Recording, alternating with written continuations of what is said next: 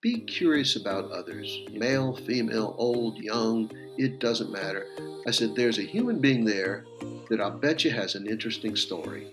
Hello, everyone. My name is Melanie Whitney. Welcome to the Mindless to Mindful podcast, where we discuss how mindfulness can impact your communication, mindset, and relationships. My hope is that each episode leaves you feeling more empowered and a little more mindful. Hi, Gary. Hi, Melanie. How are you? Fantastic that you're here. I think Well, I'm this very has happy to be been with you. this has been in the making for quite some time. Yes, it That we've has. wanted And to here we have are. this conversation. Yes, and you've had an incredible career, but I know you are so used to talking about all your FBI stories and all the cool negotiations, and I'm sure many stories will come up today. But I kind of want to see if I can maybe ask you questions you haven't been asked before. That'd be great. I like a challenge.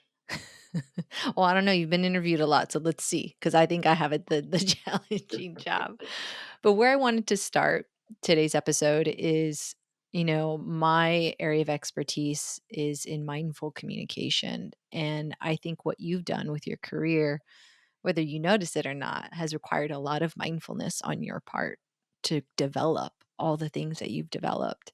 And I wanted to start with having you tell us about perhaps an experience or experiences that really significantly shaped your idea and concept of what it means to be or to have Yeah. effective, healthy communication.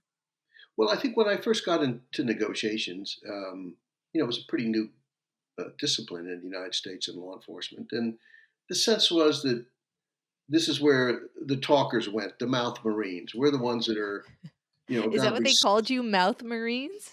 That's a term. Not, I don't think I've been called that, but that is a term that the SWAT guys used to call us, the mouth Marines. But there was a sense that we were silver-tongued devils, and we're going to talk people into doing things we want. And and I probably demonstrated some of those less than refined attributes early on, and then you pretty quickly come to realize that in most of the situations we're dealing with, you really have to be a good listener and be Mm, very attentive to what the other person's saying, what they're trying to accomplish. mhm. It boils down to when people are in stress or something's very important to them, they want to be listened to, they want to be understood, they want to be appreciated. Doesn't That's different from agreeing with them, you know, particularly if they're talking about something that's problematic or violent. But letting them know that you are hearing the level of their uh, anxiety, their depression, how they feel they've been wronged and mistreated and misrepresented.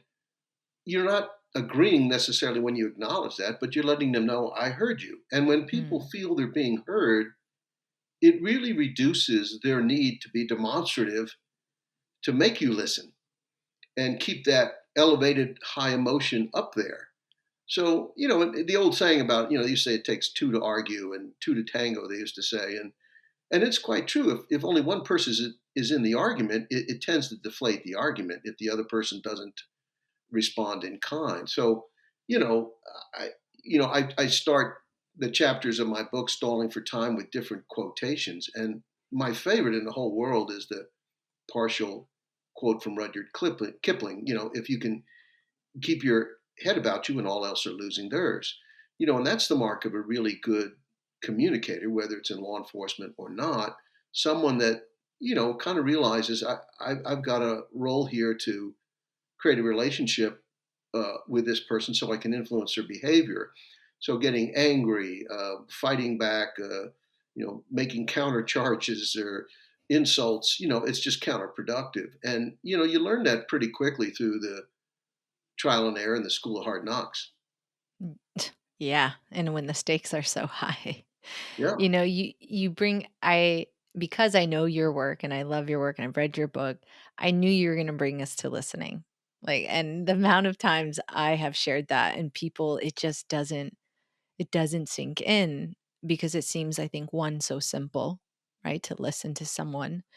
And I can already hear like listeners thinking, okay, Gary, but what if they, did me wrong? What if they are not Yeah. honoring my needs? What if so you have sat across the table from people literally trying to kill people or terrorists, Yeah. like really not great people. So how do you move your ego aside and listen to Well, them? you have to have a lot of self control. In fact, that's the number one attribute that I identify for selecting a hostage or a crisis negotiator.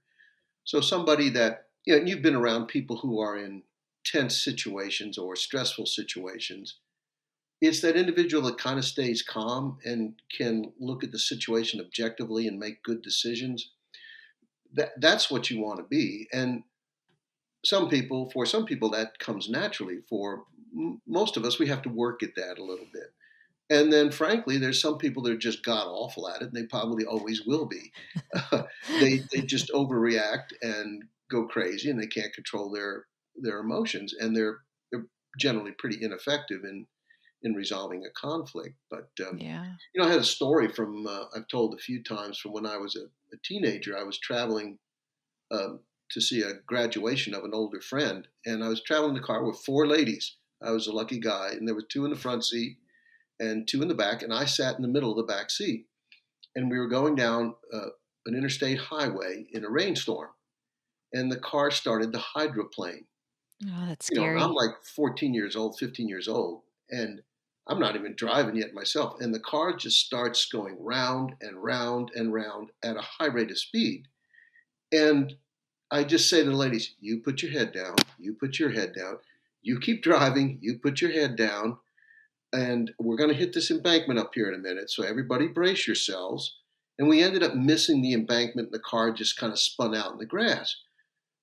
The girls were just tremendously upset, and I'm not trying to make this a gender thing. No. It was truly a traumatic event that I'm not probably adequately relaying. Hmm. But I always look back. I said I wasn't the slightest scared. I was just calm throughout the whole thing, and they commented on that, and it showed me something about myself. And I think it's not unique to me. There's other people that have that ability too. My father was like that. I think just somebody that kind of breaks down a problem and tries to. What are the essential things I need to do? Um, and I saw it work in hijackings in the '80s. I worked the famous 1985 TW-847 hijacking that went from Athens to Beirut to Algiers to Beirut to Algiers and back to Beirut. And mostly Americans aboard. And I would interview them and I would say, where were you on the second landing in Beirut? And the passenger would have a very detailed recollection of what seat they sat in, how long they were here, what they did, who they sat next to. And then I would ask a person that literally sat next to that person, and I said, what did you do during the second landing of Beirut? And they would say, we landed in Beirut. I mean, the world of difference, because some people go into this denial and shock, and Mm, they're frozen in a state of inaction, where yeah. others immediately click into a survival mode. And what do I need to do? And we all need to focus on that and realize that principle. If it doesn't come natural to us, we need to try to implement that. Take those deep breaths. This is a tough, challenging discussion we're having. It's an acrimonious negotiation for salary or whatever it is. But go into it with a mindset that I'm going to be calm and I'm going to Hmm. be controlled. And here's the points I'm going to make. I can expect the following things that are probably going to make me upset, and I'm not going to overreact to them. I mean, I think that's a very simplistic kind of look at it, and I know it marries very nicely with the stuff that you teach as well. But I think that's the way to go about being effective. Mm, yeah. And I think that's a common theme a lot of the times that it's more simple than the person asking the question. And this is a pace it to be. I mean, you quite literally just said, go and choose. It's a decision that I'm going to be calm. These are Yeah, the objectives, and we'll see what and what happens. makes people in not necessarily a life and death situation, but in a tense discussion Hmm. or a negotiation, a business contractual situation, people get into trouble when they don't behave naturally. When they Say do more. What do you mean by that? well, the concern, the fear, the anxiety over the event drives them to behave differently than they normally would. They let it overwhelm them and, overcome their normal habits of engaging with people. I always used to tell crisis negotiators, if you can, on that phone with the gunman, if you can pretend like this is your best friend from across the country that calls you in the middle of the night and they've lost their job and their spouse has left them, you're not going to say, well, this is an inconvenient time. Let's talk next week. No, you're going to get up and grab a cup of coffee and sit down and talk on the phone all night long with your dear friend and kind of help them by listening to what they're going through and how they feel about it. And it may sound like a big stretch, but if you can do that, in a tough situation, you're going to be effective. Nobody, you may disagree, but I don't think anybody can guarantee a particular outcome based on No, your behavior. But if no. you are successful, it's most likely because you've come across as genuine, sincere, worthy of respect, all those things. And the number one is likability. You're just plain old likable. Oh, And yeah. I wish I could package that stuff and sell it. I'd be a multimillionaire. But Right? Put yeah, it I mean, on how do we Amazon. how do we become likable? Well, you do it by liking other people. And I found myself even in even talking to a guy like David Koresh, you can find some aspect of his otherwise work personality that is essentially likable, and that's where you focus your attention. I mean, Gary, I don't think you know, but you're kind of like a monk in some ways. You are able to That's a new one. you really think about it. You have to be so present to be able to one listen to someone with that amount of empathy or compassion to make the decision to focus on what is likable in this moment. How can we connect? How are we similar? How do we have a shared goal? Yeah. Right? That takes a lot of awareness. The number one thing police negotiators deal with is suicides. So Mm, let's say that you're threatening suicide and I'm on the other end of a door or a phone or whatever. And the historic fault that police make is when you say, Miss Whitney, this is Gary with the police department. I need you to put that gun and come on out of there. You're not going to resolve anything by killing yourself. You're upsetting the neighborhood. I want you to come out of there right now. Compared to, hey, Melanie, my name's Gary. I'm with the police. I understand that you're going through a really difficult time. And I want to let you know nobody out here wants to hurt you. We're here to try to help you if we can. But I'd really like to talk to you about what's going on. Can you talk to me? Now, you see, mm. one is official and confrontational and all that stuff. And the other Authoritative, is, directive. yeah, Yeah. and particularly in the law enforcement context, a lot of the people we used to deal with had less than really positive experience with the police in the past. So they Yeah. expect that commanding, authoritative sort of demeanor, that Jack Webb voice, just the facts. And then they get, the quiet, calm, thoughtful person that wants to listen and understand and is non threatening. I mean, it's powerful stuff. Yeah, they probably want it. They don't know where to place it or what to do with it. So I think it brings that barrier down, right? And It's it, disarming. And a that lot of people, yes. let's say you're suicidal and you have a means of doing it. The fact that you Hmm. haven't done it yet is a manifestation of ambivalence. Part of Mm, you wants to die, part of you wants to live because you haven't done it yet. hmm. So I'm the salesman who has to put his proverbial foot in the door to Yeah, give you a reason not to do it. yeah, And if listening to me, or if I'm seen as a sounding board for you to express whatever life frustrations and disappointments and harm that's come your way, then if there's a solution, that's the pathway. yep. So I'm curious to know your opinion on this because you've done clearly a lot of high stakes, high stress, right? A lot of our listeners won't be in situations that are life threatening. At least I hope, right? I think most of us, though, do experience those feelings in a relationship, whether it's a marriage, parent child, friendship, a loved one, essentially, where we're having these difficult conversations where it feels like a lot is on the line, right? And Mm, a lot meaning we may not have a relationship after this discussion. Are you going to love me still? Like those kinds of very human feelings. So I'm curious to know what you think because a lot of these skills clearly are transferable to interpersonal relationships. they are. And I'm going to be quiet because if Mrs. Noesner hears me downstairs, she'll be up here and straighten out the record. But She'll be no, like, it's tough. "Hey." She'll be like, "Well, When so you what I are, want." go ahead. Go Oh, I was gonna say, so I'm curious to and you can elaborate on this. When we have this so much love for someone else and, like, there's so much invested in this relationship, and you think it would be easier to show up in all the ways that we're talking, but clearly something gets in the way. I like to call it ego, but there are other things. What do you believe is one of the biggest barriers I to think connecting? I think one of the biggest barriers is history, Mm. because you have this shared history. A lot of it's great, not all of it's great. Some of it's bad, some of it's acrimonious.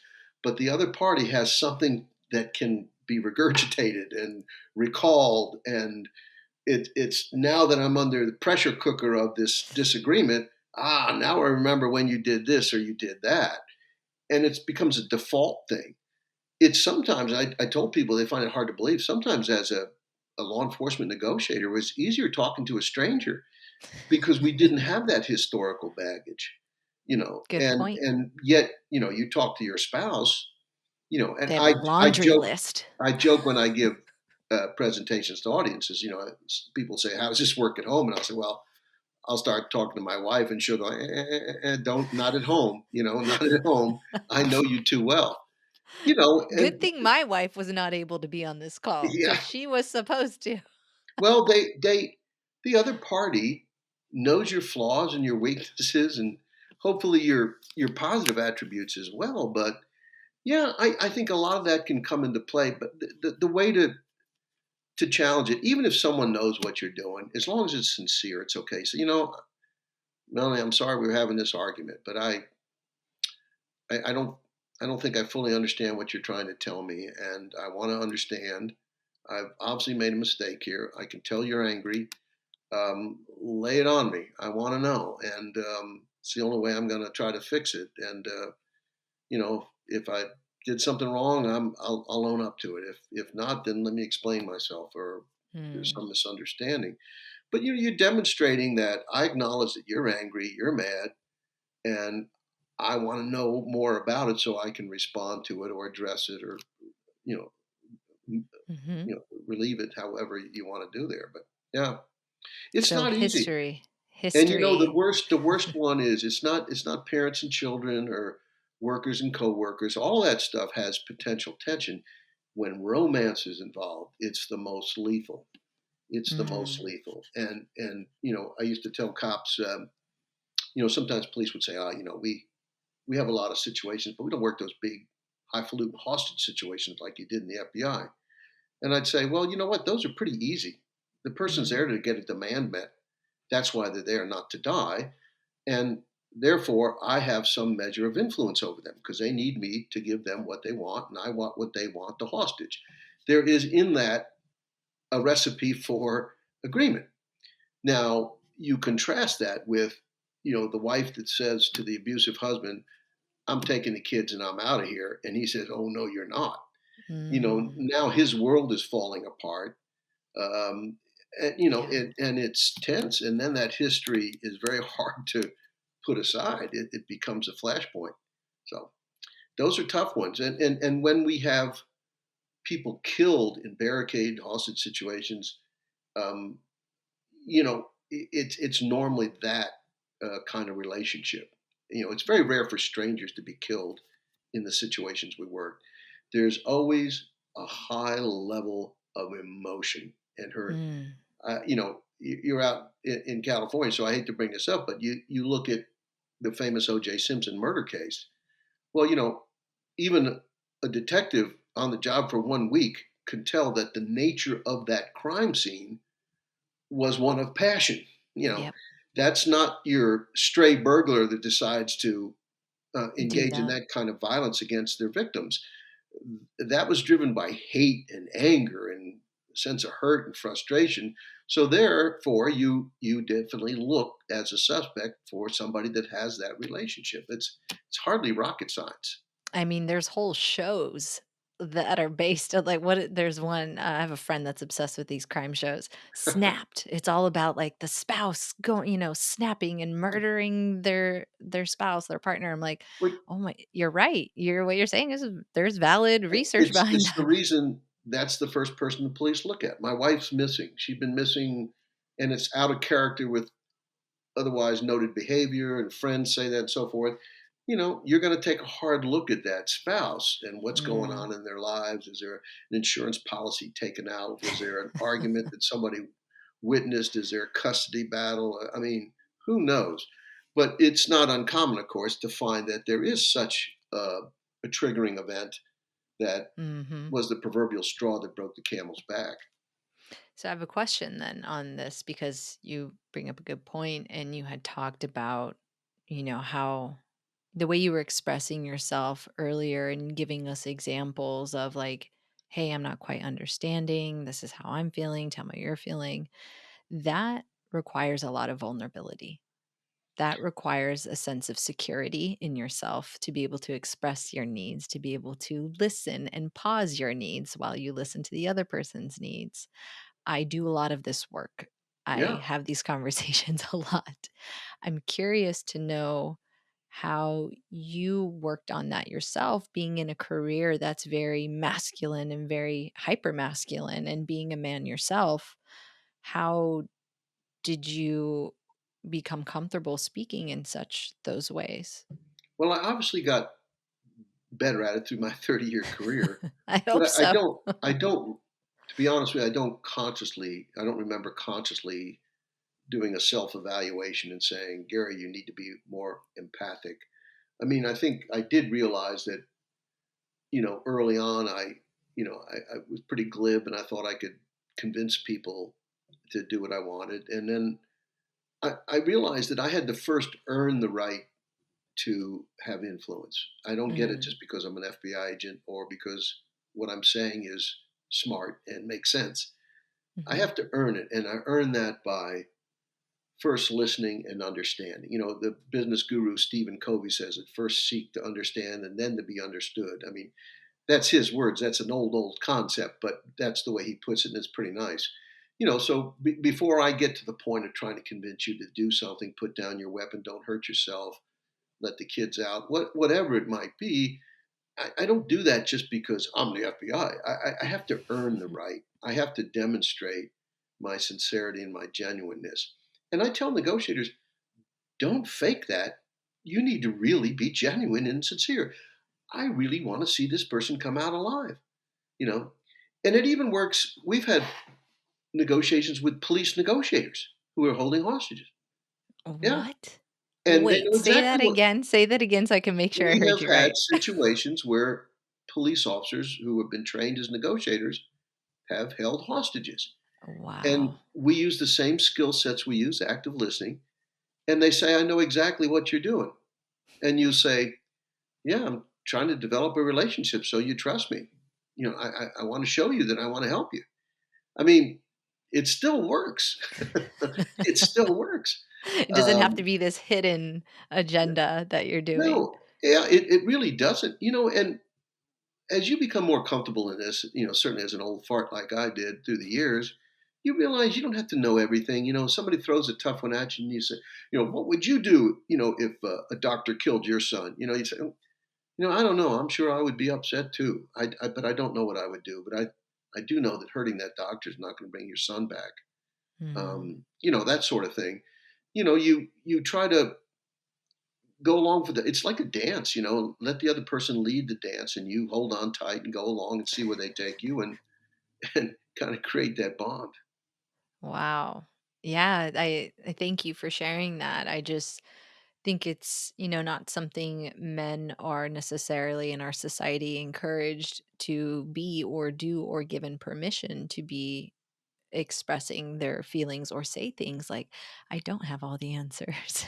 So, Well, and it's more acute in law enforcement and the military because, yes. we're all alpha males and Hmm. we're puffing our chests like gorillas and marking our territory or whatever you, you talk about. So that's why negotiations, if presented in a very non law enforcement way, can be Hmm. such a powerful tool of influence because it's just simply not what they expect to get from the police. And again, I think I said it before, but it's worth repeating. A lot of the people we deal with have had less than positive relationship with police in the past.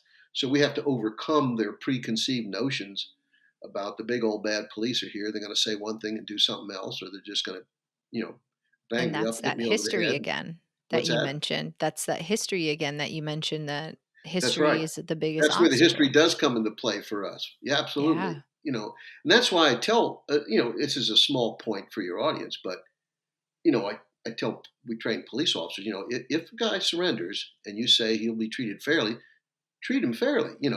Don't let the officers outside who are frustrated because this has now made them miss their Sunday dinner and it's cold and they're Mhm. wet.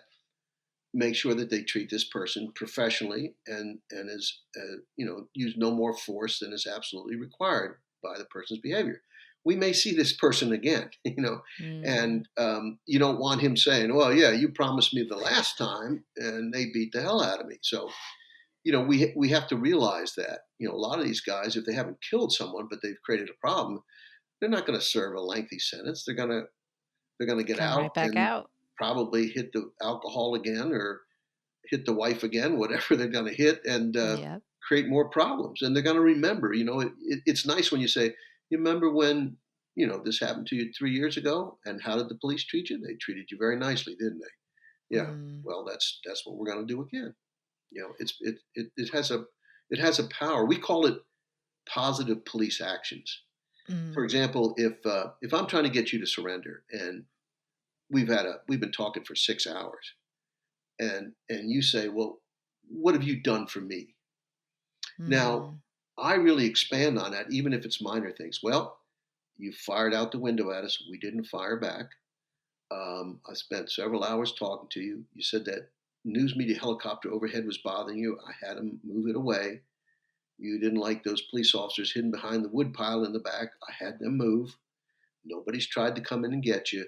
You know, in and of themselves, they may be little things, but when we present them in a list of positive Mm. police actions or things we didn't do, Mhm. it has more weight. It has more value. And all of a sudden, the person saying, "Oh, I guess they have done quite a bit for me."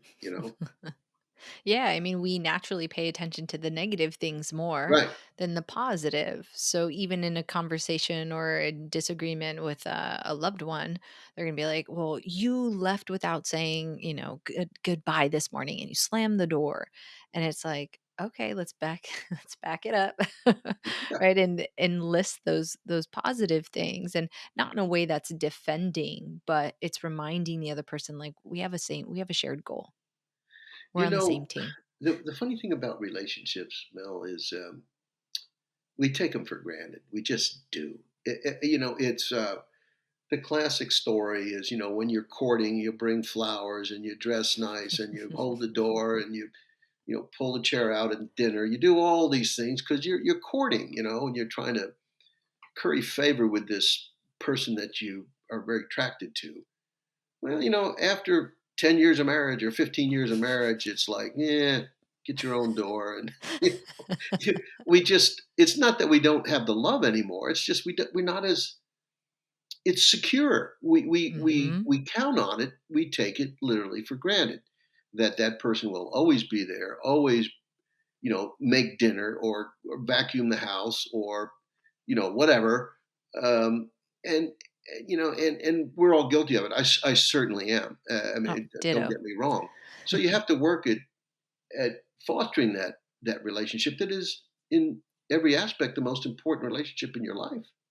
Yeah, and I love what you said earlier about, this idea that or this truth, I should say, that we take relationships for granted. And I think sometimes when we have these disagreements with our loved ones, we forget about we still need to earn that respect. We still need to show up in a way to show them that, hey, you matter, you care, not just, I love you. That's not what I meant. Right? So we use that as an excuse as opposed to, Yeah. hey, I still need to show up in the situation and show you that I'm listening, show you that I respect you, show you that. So I think you're right. We get complacent. And I mean, I can't speak for, I know some people want those material things, but I don't think it's so important that you bring flowers or candy. That's all well and nice. I think what's really important is you say something that denotes your appreciation and your sense of value in your partner. You know, I listened to you talk to that salesperson. Boy, did you handle that well. That was, Mm. you know, that was a difficult conversation, and man, I really admire the way you did that. That means a lot. That means an awful lot. Hmm. You stopped and helped that little old lady, who had tripped on the curve. And I often tell parents, if you have time for a little anecdote, Yeah. as a man growing up, my father and I probably started to do the same thing. You feel as though you have to impart this really philosophical advice, particularly on your sons. Son, you got to know the value of this and then know the value of that. When you do that, after about 2 minutes, their eyes glass over. They don't hear a thing you said, and it doesn't have any impact whatsoever. But what they do listen to, or rather what they see, is you hold the door open for someone. You say thank you to the waitress. You smile at the salesperson. You let somebody else have the parking spot and don't get all upset when Mm. you think it was your turn to pull in that spot. These are examples that, without them acknowledging it or even being conscious of it, they mimic later. It's the same thing. How many times have you caught yourself saying something, said, "Oh my God, my mother used to say that," right? Oh, yes. Right? We all do it. And I'll say, "Oh my God, that's my father," because we watched and we listened and we paid attention. So the best thing you can do, for your children certainly is just to be a good person for them to see, but also your spouse. You know, Mm. um, we have to show each other that we recognize the good things that we do. And Yeah. I really appreciate that. I know you're busy tonight. You're tired. We both came home from work, and yet you made this fantastic dinner. And boy, that was really nice. Why don't you go take a hot bath? I got the dishes. I'll make breakfast tomorrow. Whatever. Just little Yes. things. You It know. really is. And there's data for that. They say we have an emotional bank account and the ratio is 5 to 1. So a criticism, if I criticize you, Gary, I'm like, God, you left your dirty socks on the floor again. Can't you just put them in the hamper? That's actually going to cost, let's say, just to give it numbers, $5. Right. So I withdraw $5 from our emotional bank account in this Yeah, yeah, relationship. yeah. Then when I give you praise, when I say, hey, thanks for doing the dishes, those are piling up. It was really bothering me. Thank you. Those are worth $1. So they actually I would need to say 5 now, positive ones, I to think that's just a good. create an equal I think that's a balance. good recipe there. I like that. Um, yeah, I think it is the thing, and I'm guilty. And why I'm still married after all these years. I mean, I, what we had this saying in the FBI that the most important thing is family, and it's the biggest crock of shit you can imagine because it's never the family. I mean, absolutely never. It was always the needs of the FBI. And I can't tell Mm. you how many vacations were ruined, how many times I had to fly off somewhere or be away Oh, from I the bet. family for a birthday or holiday, a concert tickets unused, you name it. Snow on the driveway, unshoveled, all that stuff. And it was always, so I mean, I withdrew a lot from the account, and I bet. emotionally probably was heavily in debt, and still working my way out of it at this ripe old age. Paying your loan, I'm paying the repaying my loan. loans. It's like student loans, they never go away, Yeah, I was like, "What are we gonna call those? Marriage loans? What are we gonna call that?" That's Oh, funny. it needs a good term. Think on that one, yeah. Yeah, but I love that you that's actually a really great point to bring up because I think about the demands of my career sometimes where I know I'm not being the best spouse or the best Yeah. daughter or the best auntie and I'm like, like and I know that because my time is being pulled over here, let's say to work. And I think it's when there's this myth that we can balance everything and that it can all be equally distributed. And I think it's a lie. Sometimes I'm a really great wife, and other times I'm like, hey, honey, I'm going to need some help this week. I'm going to be gone a lot. Or Yeah. could you help me with XYZ? But having those conversations, I think, makes the quote unquote withdraw from the bank account You more of know, a collaborative thing. I think culturally, historically, women suffer from this the most because there's the super mom Oh, yeah. expectation. Yeah, go off to work, bring in a good salary, then come home and clean the house, feed the kids, put them to bed, and out bowling or hunting or fishing or whatever. That's the historical. Now, I will say, you know, I laugh sometimes. I don't think my father knew where the kitchen was in the house, and then my generation, we did infinitely more in Mm. terms of child rearing. But then I see my son and my son-in-laws, and they put me to shame, because I mean they are, I think that's the necessity of a modern family today. Yeah. It's a multi-person, all hands on deck kind of deal. And that brings with it stress because people are working long hours, they Yeah. have stressful jobs, and you come home and then you've got these little rugrats running around that are driving you nuts. And, I've got 7 little grandkids now, 12 and Oh under. my And, gosh, you have a basketball team they're truly basically. amazing. But, when you're around them for a couple of hours, all of a sudden your life is turned upside down and you say, what demanding little critters these are. They Who brought sure all these are. kids here? Why are you turning my life upside down?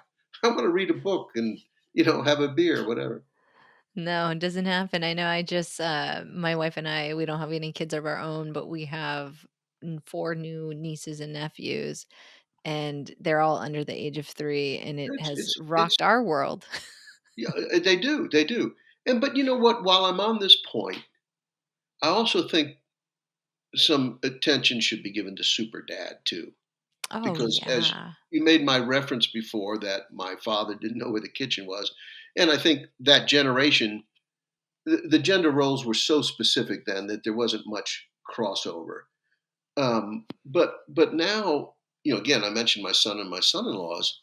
I mean, these guys are working demanding jobs, and they Mhm. are living up to expectations and doing, sharing fully in all the things that need to be done. And we've always talked about super mom and the stress, but I don't know that there's much attention on super dad, and the problems he's going through. So Yeah. you get my point. But Yeah, just it's all relationships in new general. it's all new stuff, it's really I love seeing because a lot of the men in that are in my generation, in my life, they are being these phenomenal hands-on dads, and it's so incredible to Yeah. see the roles shift and that it be more of a collaborative approach, and there's so much data now too that shows that when the household, like, duties or children how and I'm gonna use the children are under household duties, when that is shared, the marriage satisfaction is so much higher. Oh, I'm quite sure. I'm quite Yeah. sure. I mean, Mental health, well, physical health, everything. when I take on some project around the house that I wasn't specifically asked to do. My wife jokingly always says, "I've never loved you more." I mean, you you clean the blinds. Oh, I love you so much. Oh, you know, and part of that, is it's important that we all chip in and make the family business run as efficiently as it could. But mhm, also go mhm, back to your mindfulness. I mean, you also have to have some downtime for yourself, for creativity and yes. relaxation. I mean, it took me many, many years of my life to find what I think is a good balance between life and work and relationship. And I can attest, it's just not easy when you have a demanding job. I mean, I Mhm. worked 10 to 12-hour days for 30 years and I And traveled everyone should all the read his time. book so that they can go And along it those long wasn't days with exactly like you. I'm going off to a sales meeting. I mean, there was a fair amount of tension in my day job.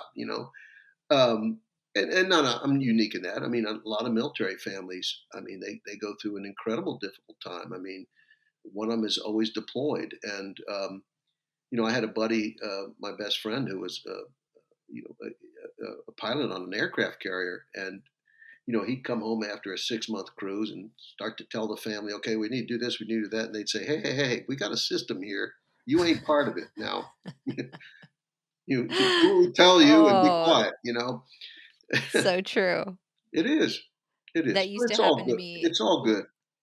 when I used to, I think you know this, I used to do some SAPR training, sexual assault prevention training with the military. And so when I would travel, there were stints where I'd be gone just for a couple weeks, maybe a week and a half, 2 weeks. And I'd come home and my wife would have a whole system of like the dog and the kids in the household, like, kids meaning nieces and nephews.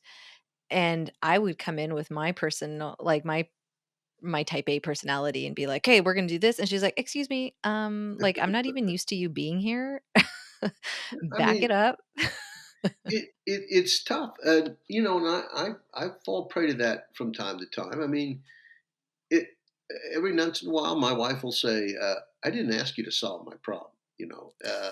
Because if you come from certain backgrounds, you're masculine, you're in the military or law enforcement or any number of other jobs, you, as I used to say, as cops, were taught identify a problem, solve the problem, move on to the next problem. Boom, boom, Mm, boom, mhm. done. And that rarely satisfies any emotional needs.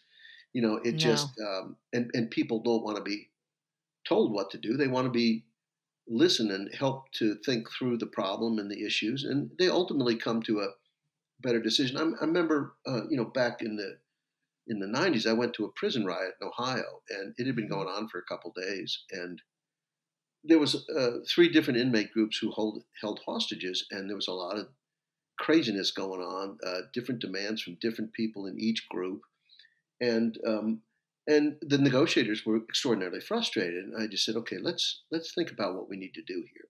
We need to help these groups get organized and identify what they want to do, and then see if we can address that. Let's mhm. do that in a calm manner. You guys have talked to us about things that are important to you. Let's pick a spokesman. Let's from each group. Let's put down what's important to you, and let's sit down and talk about it. And that's exactly what we did, and it led to a solution. But it's initially it's all in emotional peaks and valleys. It's Yeah. craziness going on, and you have to try to think through that and calm things down. The best chart I've ever used, and I think it came from one of the FBI pioneers, Bud Teeton. I've never been able to identify it. Is that the schoolyard teeter totter? I love this. I can teach this for a week. It's basically a teeter totter. One kid's up, Mhm. one kid's down. Well, what it tells us is when emotions are high, rational thinking and behavior is low. And I Mm. defy anybody to dispute that. So what we have to do in interpersonal communications, marital squabbles, work problems, crisis intervention, we first lower the emotional content. Look what happens when we do that. Starts to Rational level thinking out. and behavior increases. Now, if you just come in and say, you're acting like a fool, I've got the solution, let's just do it, they're not ready. You have to first tackle the emotional aspect of it. And that's part of the reason where if you're having a spousal argument, it's kind of not a bad idea to take a break from it. We're Mhm. both very upset. Let's talk about this tomorrow because it will look completely different tomorrow. Or, it will totally, once your emotions have subsided, you begin to say, okay, I was so angry at Melanie, but is this worth losing our marriage over? No, we'll Yeah. find a solution.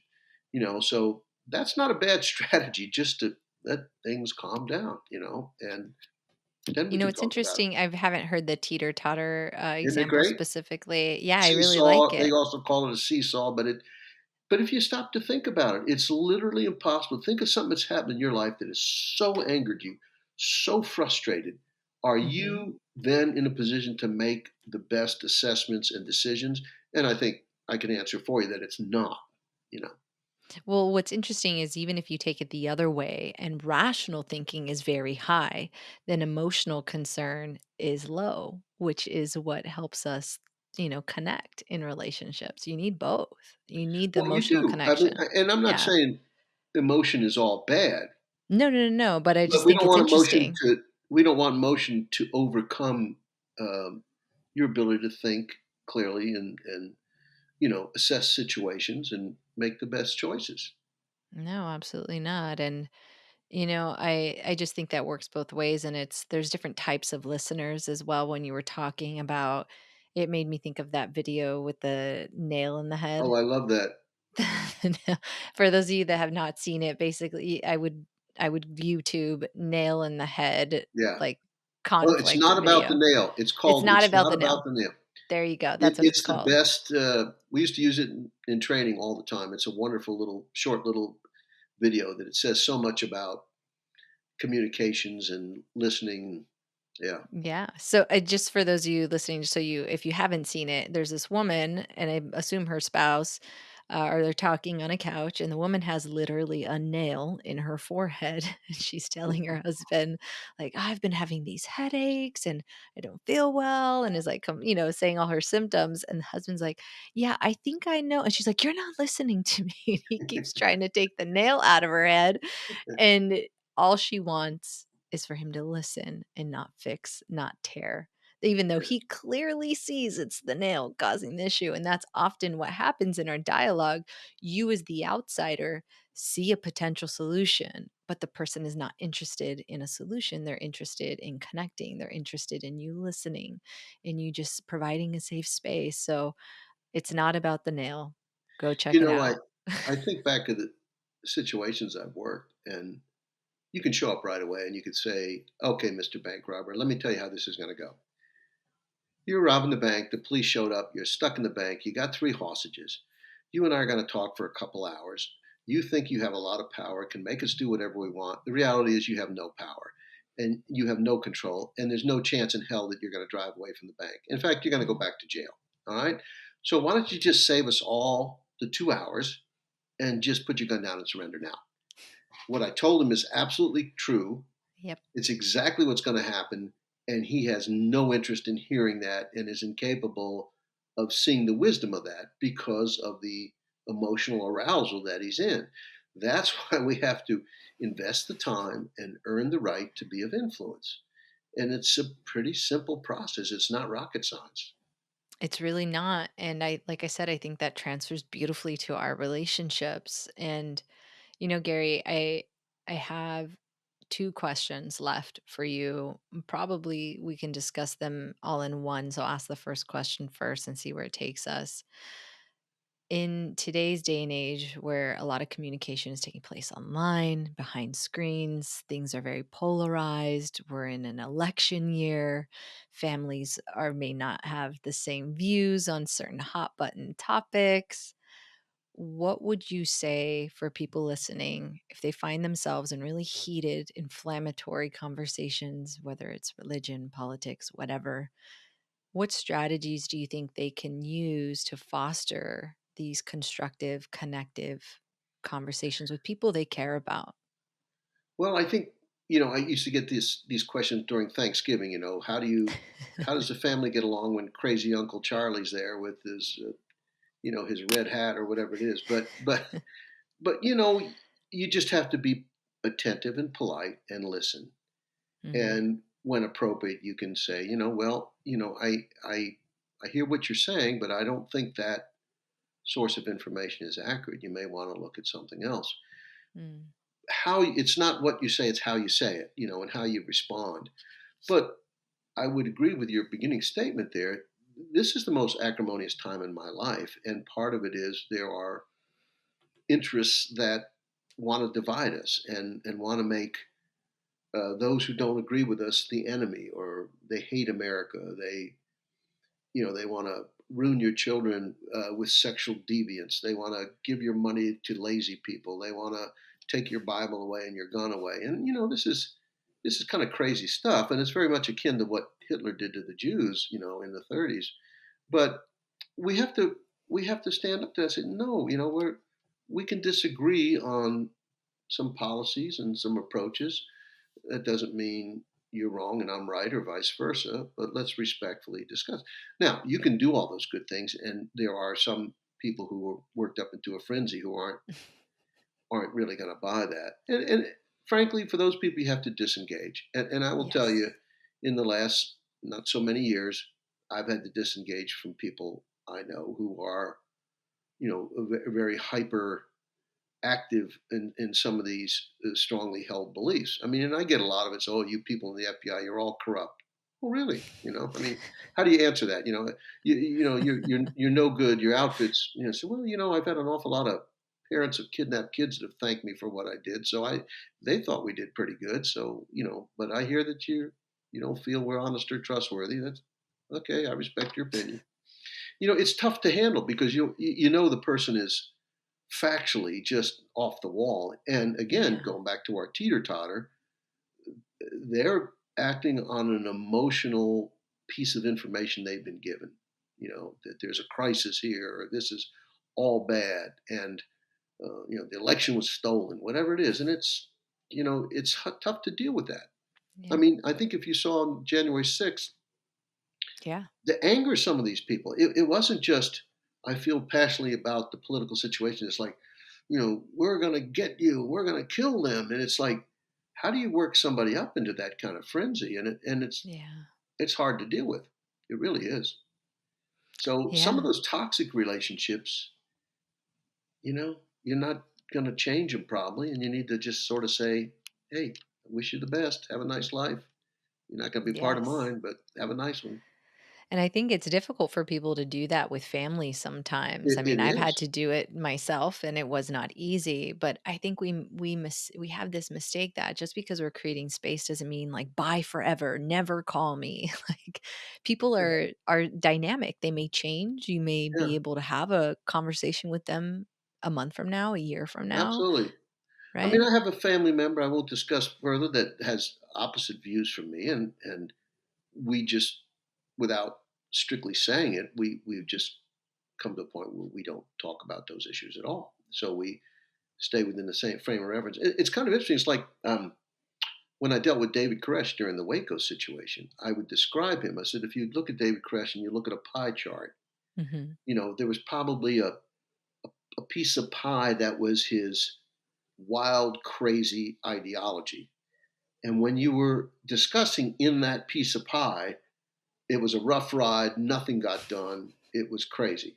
But if you could direct him to the larger piece of pie, you could get him to release some children, or to Mm. have a discussion that was more rationality based. So it's kind of like that way with relationships too. Can I live with this person where we remove from our interaction this point of contention? If you can, fine.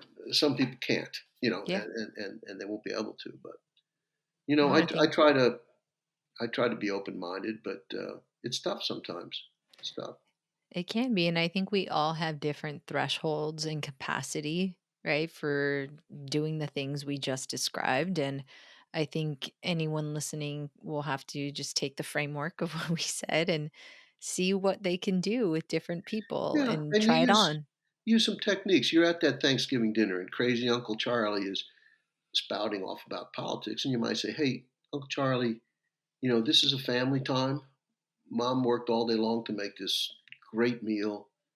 Let's kind of share that, talk about family things. I know you feel passionately about that, but maybe this isn't the best time for us to have that discussion."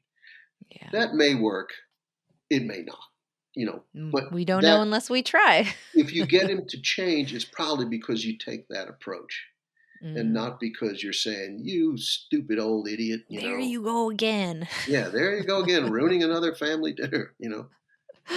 Yes, yes. Well, we do have time for one more question. The last thing I wanted to ask is if you could part, one piece of your knowledge and consciousness and knowing that you have about how to connect with other humans despite all the things. If you could just like download all of that into all of our listeners' brains, what would that one thing be you'd want to install? Be curious about others. You'll get your opportunity in a relationship to share things that you're enthusiastic about and are important and exciting to you. But make the conscious effort to say, okay, there's a lot I want to tell Melanie, but I'm going to invest the time in listening to her story and what she has to say. And when you acknowledge that, the old act of listening, it's a reflection of feelings and a restatement of content. So I feed back to you what you've told me about this problem, this issue, this experience you had. Maybe it's a positive one. Maybe you had a great vacation. And you're telling me about a trip to New Zealand and all the things you did and what you saw. And I can respond to that and say, my God, that sounds amazing, and you went to a glacier and you flew there in a helicopter. What was that like? And after a while, you know, you leave that gathering, and Melanie says to Mecca, hey, I met the nicest man tonight. We talked about our vacation, and he was so interested, and like we should invite them over for dinner. He and his wife seem like very nice people. Whatever it might be, you can create an impression, by showing a genuine interest in others. No, I'm not perfect at this. I don't always do this myself, but I think that's what we strive for. You Hmm. meet a stranger, a new person, you say, okay, I call it when I give lectures my target du jour. Okay. So when I'm traveling and speaking, I'll usually be at a bar having my meal before I speak the next day. And whoever sits next to me, male, female, old, young, it doesn't matter. I said, there's a human being there that I'll bet you has an interesting story, and I'm going to engage with them in a way that they tell me. And I tell a story about this guy that told me about his whole life, and he didn't even know my name by the time that half hour was over. And I knew everything. I knew where he went to school, his wife's name. I didn't give him much of a chance, but that's what you want to do. Make the effort, invest the time. And again, if that relationship had been a sustaining one, I would have had plenty of time to share my interesting stories with him. I love So that. I don't know if that's much of a Yes. topic of advice, but maybe it'll help somebody think about some things. No, I really think it is. In mindfulness, we talk about having a beginner's mind and being open and also curiosity, right? Curiosity over criticism instead of making assumptions about somebody. Yeah, Be curious, ask questions, and stay yeah, open, like you've said. yeah. I mean, and it's tough when you get older too, because you kind of. I think that's why people who are older that their spouses died and they start dating again, I think they have a difficult time because they're so set in their ways. They know so clearly, and I don't mean this as a negative. They know Mhm. so clearly what it is that they like and they don't like, that they're very quickly to say, "I didn't like that. I'm not going out with that person again." Well, if you did that in your 20s, you'd never have a second date. But when you're younger, you put up with a lot of things and you grow into people, and you say, well, I really like this person. There's a couple things that, we disagree on, but that's okay. But when you're older, it's much harder because you kind of set in your ways. Um, Yeah, I don't know what we that do. has to do with We get anything, but stuck. We get I just shared it with you nonetheless. No, it's true, and I think it's just something that happens, as humans. We do, they say after about 67, we become very set in what we like, what we don't like, and there's not as much drastic change as, there is between 18 and 28, 28 and 38, right? And they see it kind of Yeah. plateau at about 67, so, yeah, we Well, I just have hadn't to heard that, conscious. but I think that makes a lot of sense. Yeah, It that's it it it may explain my current rock-headedness or whatever. let's next part 2 with, your wife. I'll be interviewing her. No, I won't let her talk to you. Girl, she is unavailable. Yeah, She is not here. perpetually, perpetually. Well, Gary, I am so grateful that you've given your time to us and have shared just your unique experience as a human on this planet. I think you're just such a unique soul, and I love the knowledge and the humility and the vulnerability and wisdom that you shared with us today. Thank you Well, for thanks, being here. Melanie. I appreciate what you do, and I appreciate our friendship that we've had for a while now, and I really enjoyed speaking with you. Until next time.